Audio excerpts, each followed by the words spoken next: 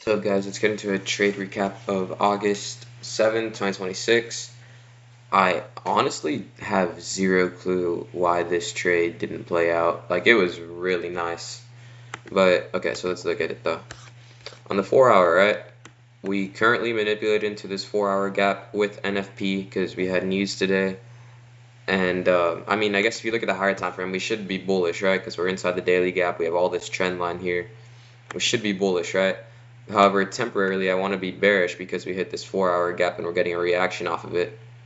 On the hourly, we are bullish on the hourly because we sweep out that hourly gap and we're getting distribution higher during pre-market.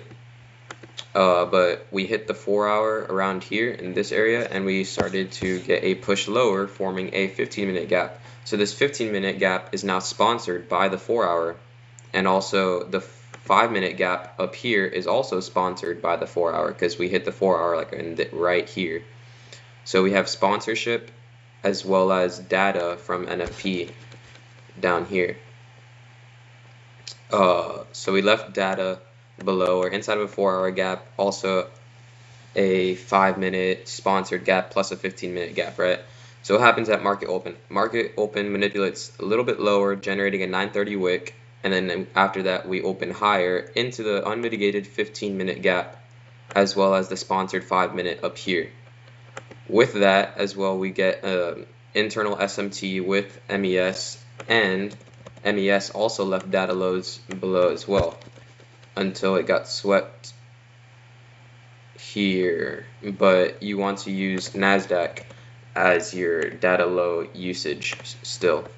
So what happened, once we hit our key level with an SMT, strong draw and liquidity being this data low, we had a 3-minute inversion to the downside, and that's what I took. As soon as I saw this 3-minute bullish gap in the form of an IFVG get disrespected, I took a short, and I was going to be break even at the 930 wick, because we very well could hit this 930 wick because it has like the highest volatility and we could go higher. That was going to be my break even point.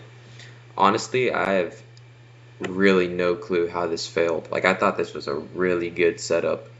Like, honestly, I have no clue.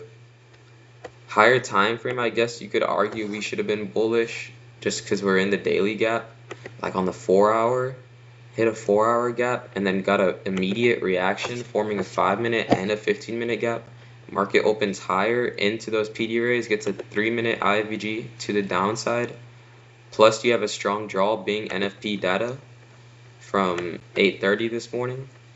Like, I honestly have zero clue how this failed.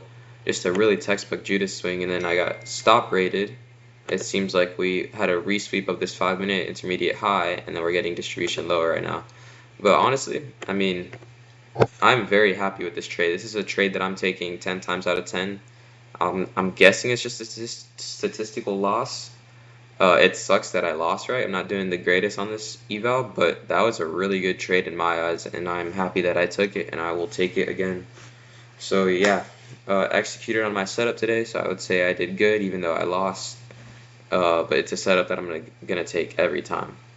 But yeah, that was the trade of the day. Honestly, for me, probably the best setup of this week that I liked or that I took. Just really textbook in my eyes. Just got stopped out instantly, which is kind of odd to me. But I guess there was an argument that we should have been bullish. But yeah, that was the trade today. Very happy with my trading today, even though I lost. Executed well. And yeah, that's the trade recap of August 7th, 2026.